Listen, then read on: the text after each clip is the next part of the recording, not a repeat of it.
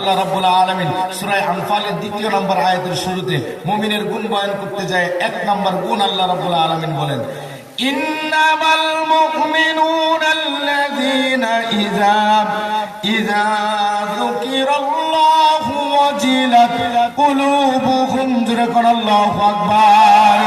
আল্লাহ রাব্বুল আলামিন বলেন, আল্লাহু আকবার।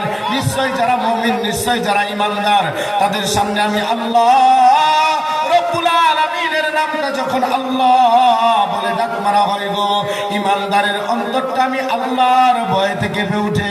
জুড়ে বলেন ঠিক কিনা?